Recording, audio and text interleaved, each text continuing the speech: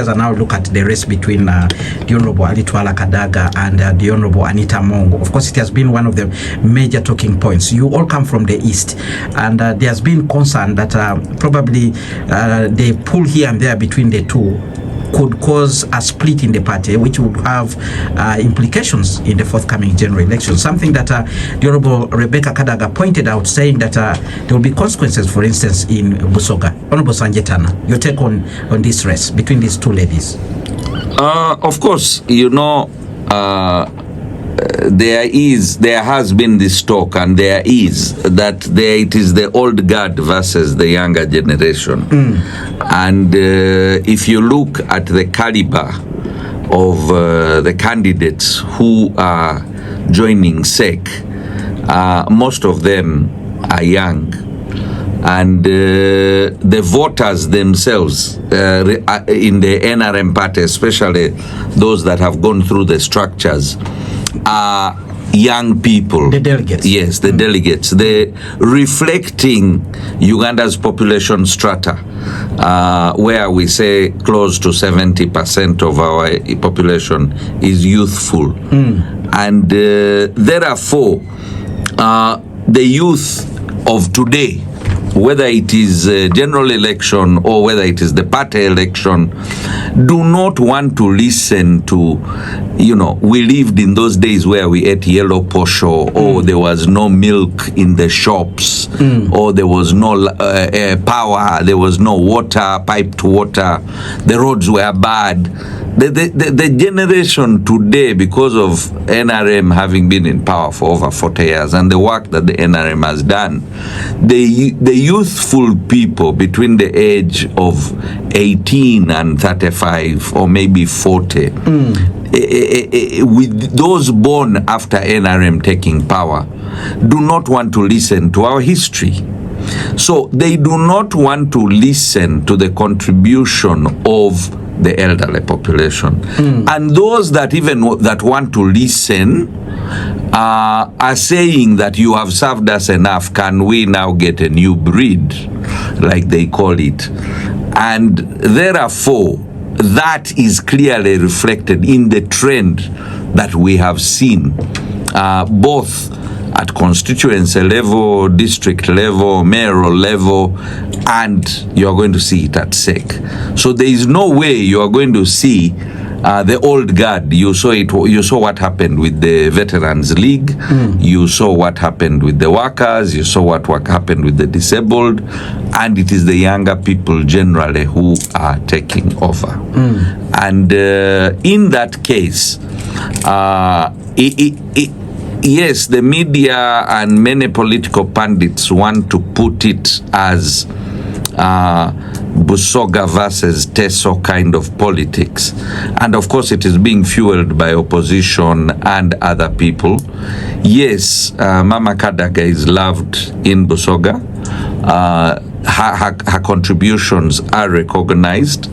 But in the recent times, the last 5 years, people are also accepting that the current speaker has equally contributed. So it now boils down to, one, ability to communicate, two, the factors that we've just been talking about, how you're able to take away the delegates, how you're able to facilitate them, and the teams that are in place.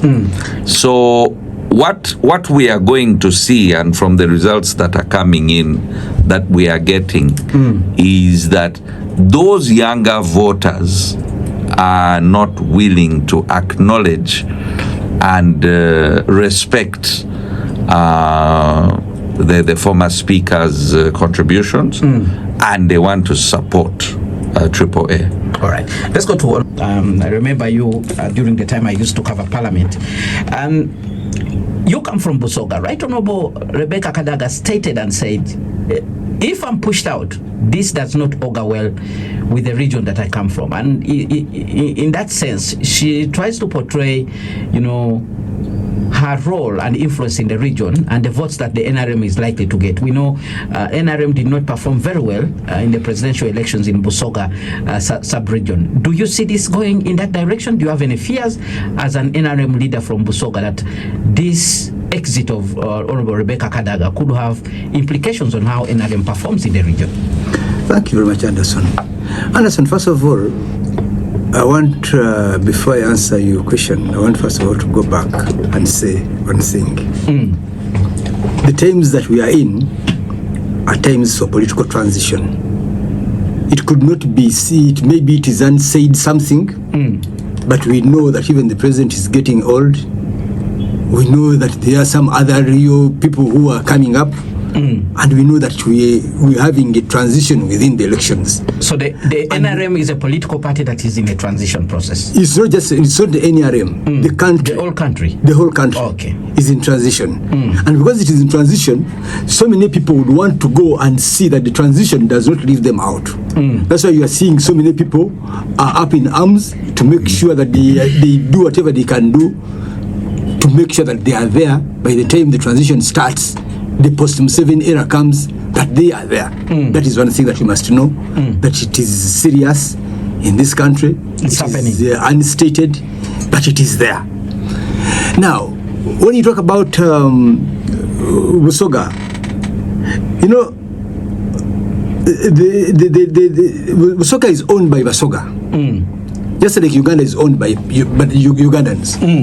Mbale is owned by Bagisu, and just like, you know, your home is owned by your family. That is one thing for sure. We have so many reasons why the president did not do very well in Basoga during that elections. Among other reasons were sugarcane prices, which went down, the poverty that is there, the fishermen who are being beaten on the lakes, and so forth and so on. So, if you want to get more votes for NRM and the president, somehow those things must be resolved. It's not just it is not. Human nature is not like a bulb that you come and switch on and switch off. That when you switch off, there is light. You switch on, there is light. You switch off, there is darkness. No, it's not just like that. There are certain things that must be done, because the Basoga, we want to feel that we are benefiting from the national cake. The people were having sugarcane, and sugarcane went to prices as low as 20,000 per metric tons.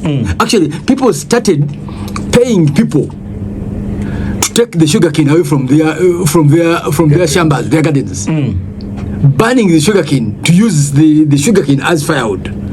So there was real serious suffering. So when we look at it, we are not just going to look at it from a point of view that this is happening to Kadaga, this is happening to this. Of course, when it happens to Kadaga comes from Basoga. In Basoga we have a saying, and the president always talks about it, that kange kachira kaife, meaning that mine is mine.